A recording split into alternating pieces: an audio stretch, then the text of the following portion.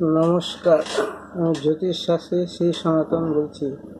আজকে আপনাদের দেখাবো হাতে চন্দ্রমা থাকলে, অর্ধ চন্দ্রমা থাকলে আপনাদের ভাগ্যে কী লাভ হবে।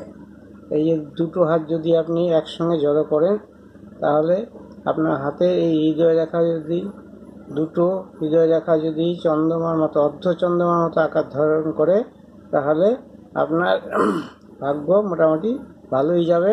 আপনি একটু জেদি হবেন এবং অর্থ আপনার আসবে।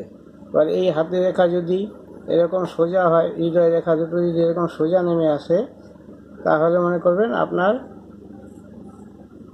জীবনে সাংসারিক জীবন খুবই ভালো যাবে। যদি হৃদয় রেখা দুটো এরকম সোজা হয়, এই দুই হাতের হৃদয় রেখা যদি সোজা হয়, তাহলে আপনার সাংসারিক জীবন ভালো হবে। আর যদি এই রেখাটা মানে ডান হাতের রেখা থেকে বাঁ হাতের রেখা নিচে হয়, তাহলে আপনার জীবন সঙ্গিনী আপনার থেকে ছোট হবে। আর যদি বাঁ হাতের হৃদয় রেখাটা উপরে হয় এবং ডান হাতেরটা নিচে হয়, তাহলে আপনার জীবন সঙ্গিনী আপনার থেকে বড় হবে। এই ভিডিওটা যদি আপনাদের ভালো লাগে, তাহলে আমার সঙ্গে যোগাযোগ করবেন, লাইক করবেন, শেয়ার করবেন, কমেন্ট করবেন।